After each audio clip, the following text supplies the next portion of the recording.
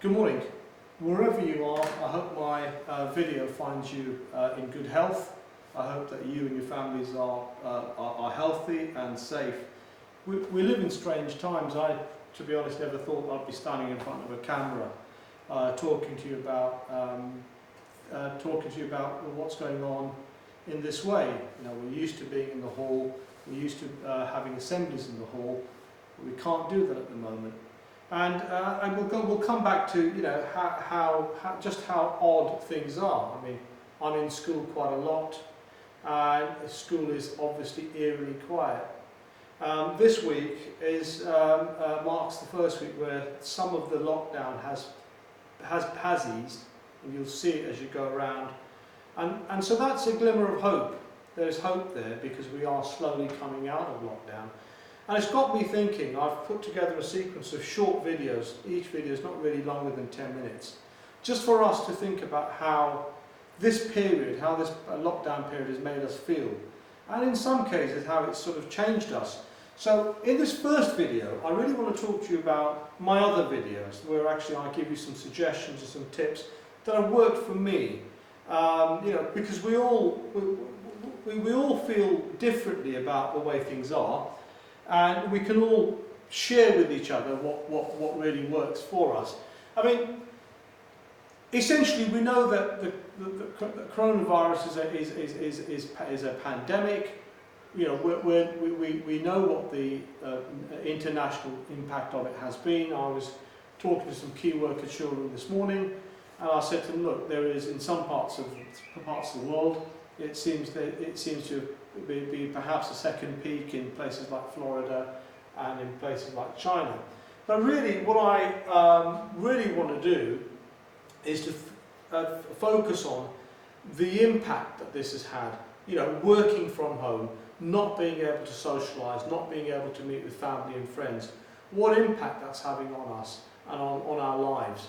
So, and it certainly has done for myself as well. So on this slide, I'm really focusing on asking the very obvious question: how can this, or how has this affected me?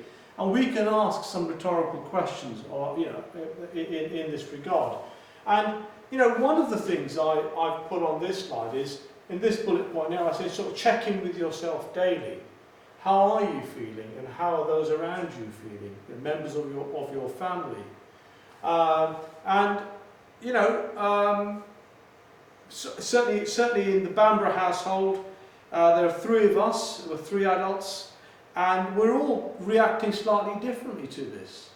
Each one of us is affected by it, but affected in a slightly different way. And we regularly check in with each other to see how the other person is. And one of the things that I'm always reminded of, and I'm always telling you in assemblies, is that remember to talk to someone if you have any worries, and that could be a member of your family, but you also know that there are many people in school that you can talk to who really care about how you're doing. So that could be your form tutor, it could be your year leader, or it could be any teacher that you have a sort of a more of a special relationship with, and you could talk to them about how this is making you feel. And when we're actually sort of reflecting and we're thinking about how this is making us feel, there are some obvious questions that we can ask ourselves. How are you coping with schoolwork? It's really weird. There's stuff going on, show my homework. You're essentially working from home, and how's that actually going? And what are your routines like? What time are you generally getting to bed, and what time are you generally getting up in the morning? Do you feel that you're completely out of routine? How does that make you feel?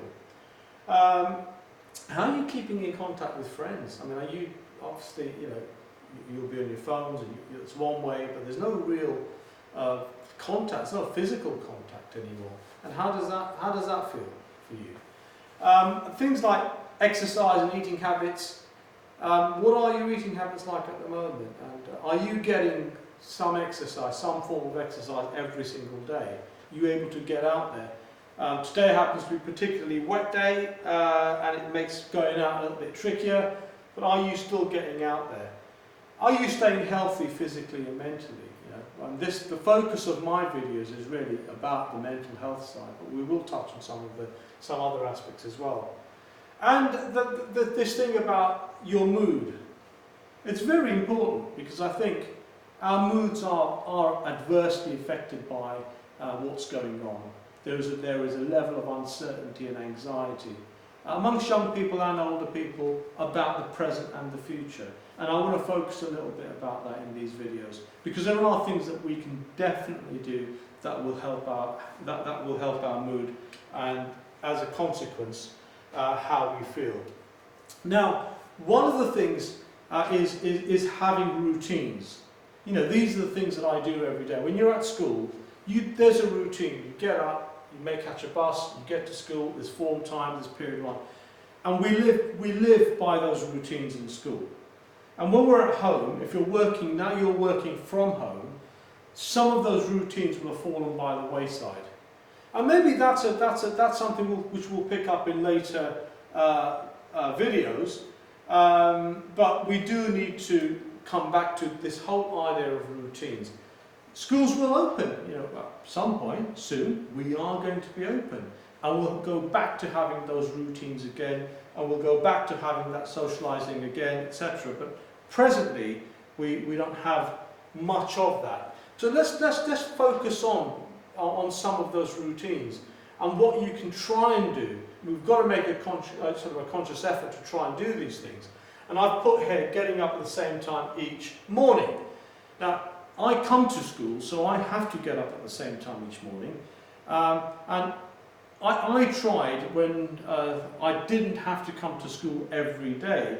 I still tried to have a routine around the sort of getting up in the morning. Getting showered and dressed in the morning just like any normal day, so it makes you feel like, right, I'm up, I'm ready, and I'm ready to do some work. And again, wearing clothes that make you feel good about yourself, clothes that are comfortable, those are all useful things. Obviously, making sure that you're going to bed at the same time each day, getting to bed at a decent time, and try to have a routine at the end of the day to close the day off successfully. Have your meals. You know, when you're in school, you have break one. Some of you eat something at break one, some of you eat break two. Some of you bring snacks into school, have them at different times in the day. Have those routines. And obviously the last thing is try to get out and get some fresh air. Because you don't want to be cooped up indoors all day long. And in a sense, I'm not one for I've never kept a diary, to be honest. And I don't really need to structure my day in this sort of table form, but I can see how it helps.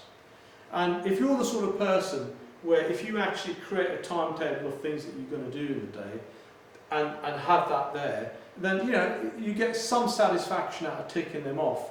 So I've done this, and I've done that, and I've done that. And that sense of achievement at the end of the day, or whenever you do it, is quite fulfilling. And you know, after I've said what has worked for you and what hasn't worked so well. So what is working at the moment? I mean, what do you do to lift your spirits and lift your mood?